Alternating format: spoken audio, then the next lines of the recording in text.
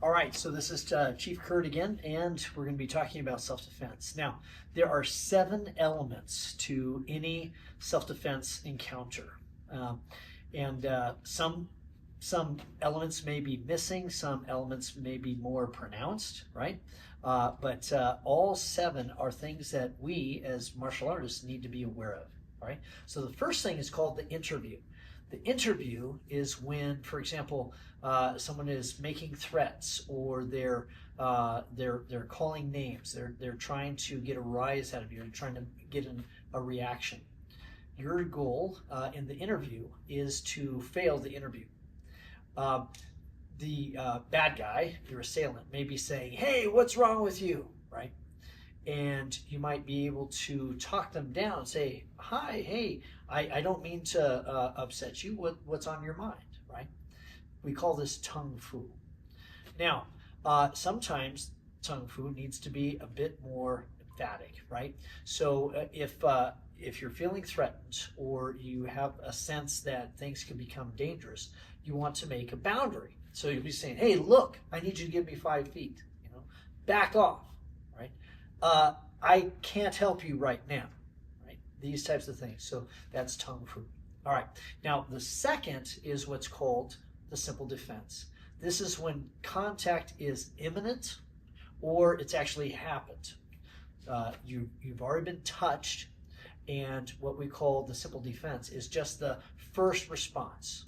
The first response to take the hands off of you, or to block the punch or the kick, or to get out of a hold, right? Now, after the simple defense would be follow-ups. Follow-ups is how you continue your momentum. It may not be necessary. You may take somebody's hands off of you and they say, "Oh, geez, just kidding," right?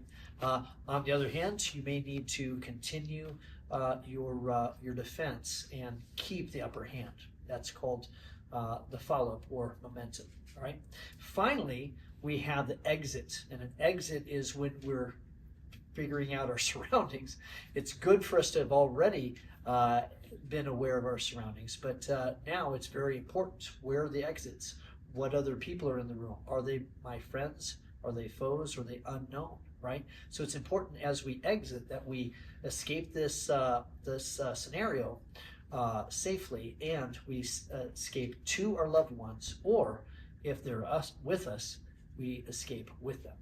Okay, now some things that are optional, some of the things that may also happen is a takedown. Takedown is exactly what it sounds like, right? Maybe somebody is trying to throw a punch at you and you take them to the ground. That takes a lot of their fight away from them, right?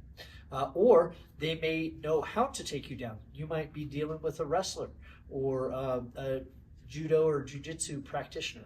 You're going to want to know how to counter those things. Controls. Controls are holds that take a lot of skill, all right? Basically what you're doing is you're making it so that you don't get hurt, but nobody else gets hurt, including your assailant. I like to say the example of the drunk uncle, right? We love Uncle Joe, right? But we don't want to punch him and kick him, but he's out of sorts right now. We need to somehow control him. So we would hold him in such a way to where he can't hurt others, and he's not going to hurt us, right? And then finally, finishes. When I say finishes, that's kind of final. A finish would be rendering your assailant completely helpless. They could be unconscious, they could have broken bones, they may be dead. Now, that's a last resort, and something we never want to visit under any circumstances, except to completely escape danger, knowing that there's no other way. All right, but finishes are ways that we're able to make sure that our assailant can't come and pursue us. All right. So there's the 7 levels. We have tung fu, right? The interview. We have the simple defense, follow-ups, takedowns and controls, finishes, and of course the exit. I put that in the middle, but it's really it could be at the end as well. Right? Exit is how we escape safely.